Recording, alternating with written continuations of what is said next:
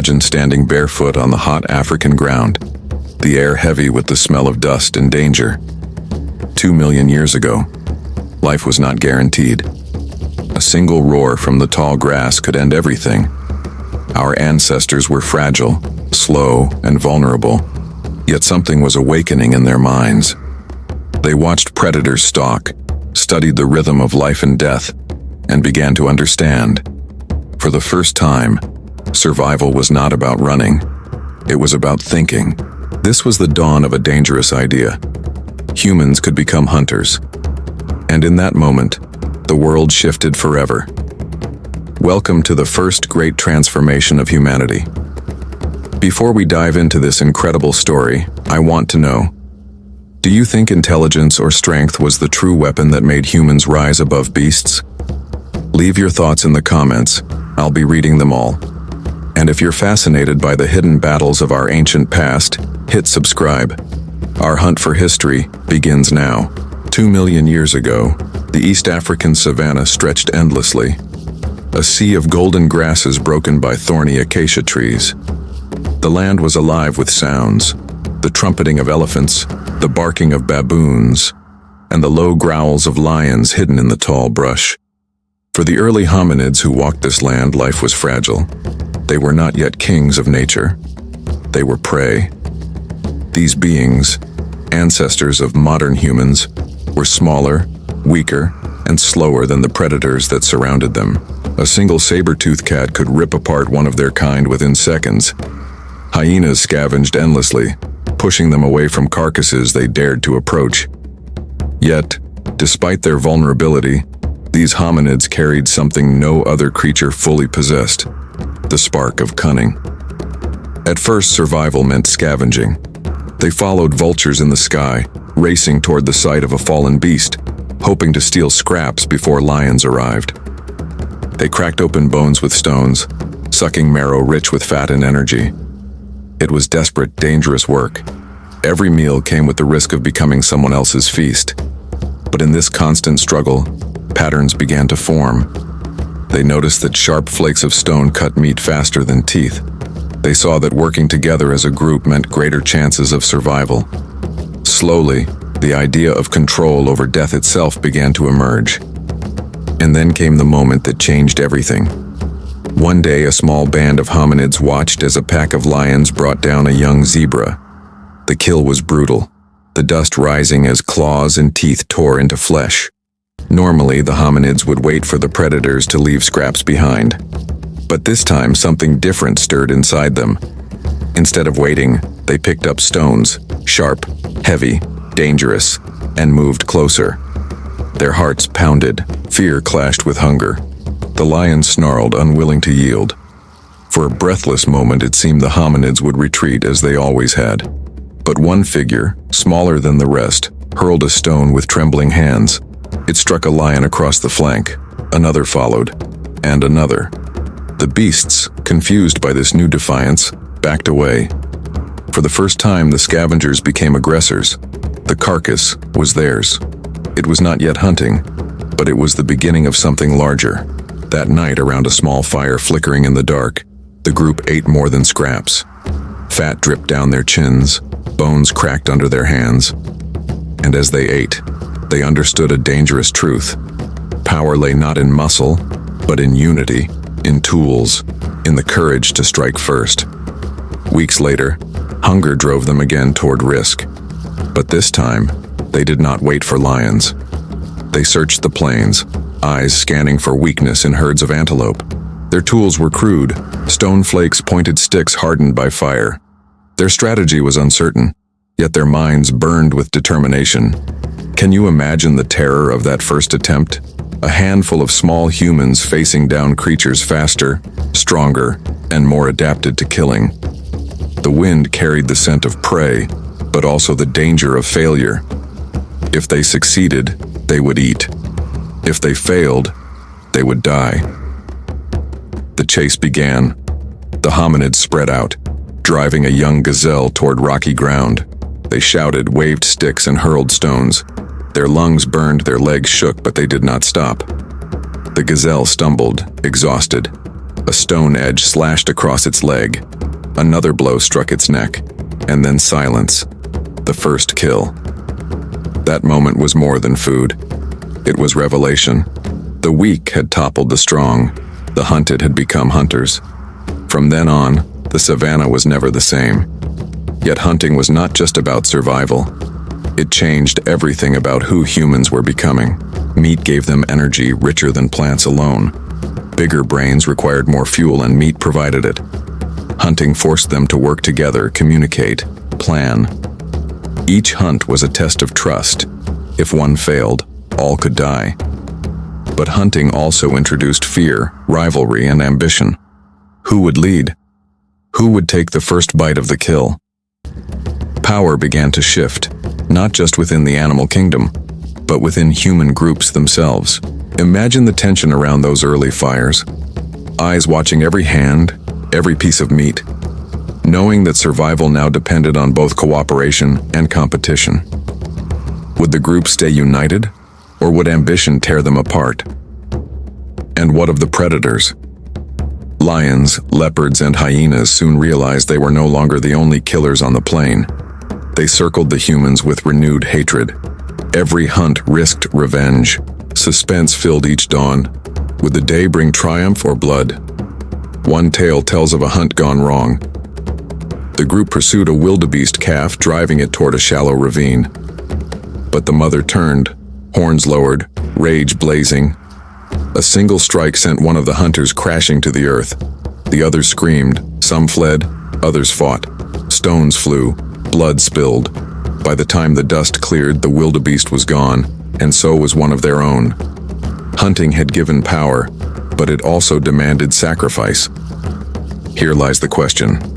Was this truly progress, or had humanity unleashed a curse upon itself? To kill meant to eat, to thrive, but also to risk endless conflict. As generations passed, the skills sharpened. Stone tools grew deadlier, strategies more complex. They learned to track footprints in the soil, to understand the movement of herds, to drive animals into traps. Each success pushed them further from prey, closer to predator. But with every step forward, the dangers grew. Fire crackled in the night, keeping beasts at bay. Yet outside the glow, eyes still watched.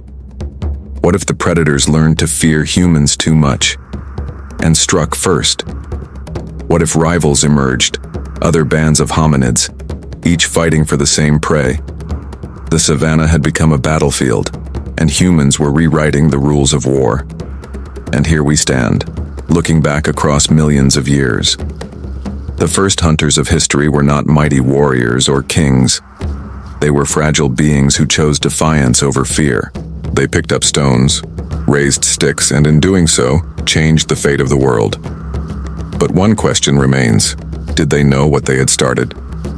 Did they understand that every hunt was not just a fight for meat, but the birth of something far greater?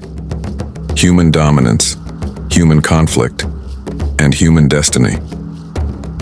The first blood had been spilled. The first hunts had begun. But the journey was only starting. Soon, humans would not just hunt small prey. They would set their sights on giants, mammoths, rhinoceros, beasts larger than anything they had ever faced. How did fragile humans dare to challenge titans of the Ice Age? Before we continue, I want your thoughts. Do you believe fear pushed humans to invent hunting, or was it hunger that shaped their destiny? Drop your answers in the comments. I'll be replying to the boldest ones. And if you want to follow this dangerous journey step by step, make sure you subscribe. Our story is only getting darker. The kill of the gazelle had changed everything. For the first time, the small band of hominids felt what it meant to control death rather than simply survive its shadow. But victory was fragile, and the savannah was merciless. The next days were filled with a strange new tension. Around the fire, as bones cracked and marrow dripped, the air carried more than smoke. Eyes lingered on the strongest males who had struck the fatal blows. Some looked with admiration, others with jealousy. The hunt had fed them, but it had also awakened something dangerous: hierarchy. Leadership, once simple and shared, now became contested. Who would claim the right to lead the next hunt? Who would decide when to risk, when to flee? That very question was tested when hunger returned.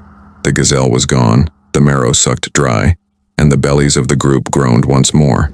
The elders argued, should they search for berries, roots, and insects, or should they dare another hunt? The memory of blood still lingered in their minds. The choice came with risk. The plains were crawling with predators. Lions guarded their kills. Hyenas laughed in the night. But the young ones were restless. Their eyes burned with the memory of victory, the taste of fresh flesh. And so, against hesitation, they chose to hunt again. This time they set their sights higher. Not a small gazelle, but something larger. A wildebeest calf wandering close to the herd. They followed carefully, keeping low, their bare feet whispering across the dirt. The air was tense. Every rustle of grass could betray them. Came the charge. Sticks raised, stones hurled, cries piercing the air. The calf stumbled, blood streaking its flank. But the herd thundered in rage, hooves striking, horns lowered. One hunter was struck and thrown to the ground. His cries filled the air, then were silenced as the herd moved on. The calf was theirs, but so was death. As they feasted, sorrow weighed against triumph. For the first time, they understood that hunting came at a price. It demanded sacrifice, sometimes of their own. Yet none could deny the truth. The meat made them stronger, sharper, more alive. In the following moons, the band learned to adapt. They became cautious, studying herds from a distance, choosing the weak or the isolated. They learned to chase prey not with speed, but with endurance. Step by step, hour by hour, they followed animals until exhaustion broke them. This persistence hunting was brutal, demanding every ounce of stamina, but it worked. Humans could not outrun prey in a sprint, but they could outlast it. Still, each hunt carried suspense. The plain was never empty. Eyes glowed in the tall grass. Lions, leopards, and saber-tooths were never far. At any moment, the hunters could become hunted again. One evening, after a successful chase, they were stripping meat from a downed antelope when the air filled with low growls. Hyenas appeared, their eyes gleaming with hunger. At first, the group tried to scare them away with shouts and stones. But this pack was larger, bolder. The hyenas advanced, jaws snapping. The humans faced a choice: surrender the kill or fight for it. Hearts pounded. Fear threatened to scatter them. But then one hunter lifted a burning branch from the fire. Flames licked the night air. He waved it, screaming, thrusting it toward the beasts. The hyenas shrieked, startled by the light, backing away. The humans roared louder, emboldened. The kill remained theirs.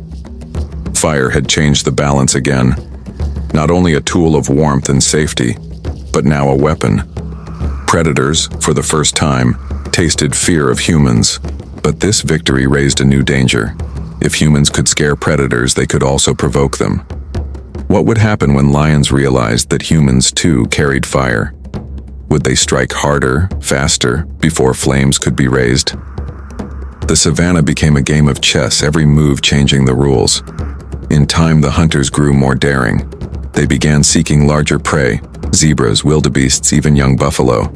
Their tools sharpened, their strategies refined. They worked in formation, driving animals into traps, ambushing from rocky outcrops.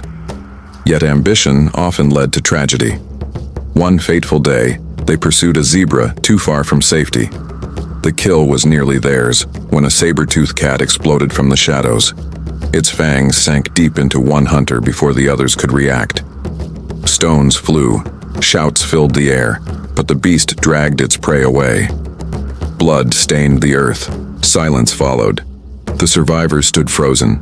Victory had slipped into horror within seconds.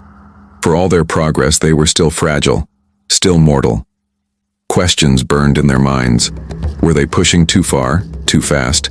Were they truly becoming hunters, or just prey with sharper stones? The deaths weighed heavy, but hunger remained relentless. Each hunt became a gamble, each kill a battle between triumph and tragedy. And with every gamble, they changed. Their muscles hardened, their lungs grew strong, their minds sharper. But more than their bodies, it was their spirit that evolved. They began to see themselves not as weaklings of the savannah, but as rivals to every beast that walked it. That belief, more than any tool, was their weapon. Still, whispers of doubt remained.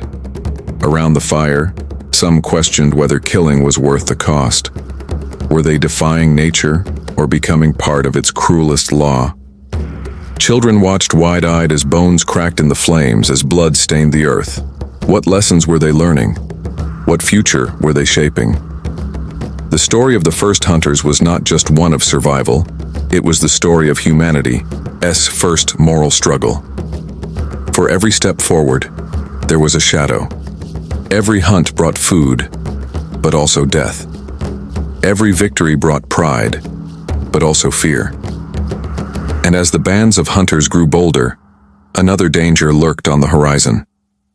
Other groups of hominids. At first, encounters were distant, shapes on the horizon, fires glowing in the night. But hunger drove them closer. Two bands, two families, each struggling for the same herds, the same rivers, the same scraps of safety. What would happen when hunters met hunters? Would they share? Would they fight? Would the first blood of man fall not on beast, but on man himself? The suspense of this new frontier hung heavy in the air, for now the hunters slept under the stars, fire crackling, bellies full, dreams haunted by beasts and battles. But the question was unavoidable. When humans turned their stones and fire upon one another, what would be left of the world they had just begun to conquer? The first hunters had claimed their place on the savannah, but enemies circled closer, beasts in the dark, and humans across the plains. Would the drive to survive unite them, or would it tear them apart? The next chapter will reveal the first human rivalries, where the greatest danger was no longer tooth and claw but each other.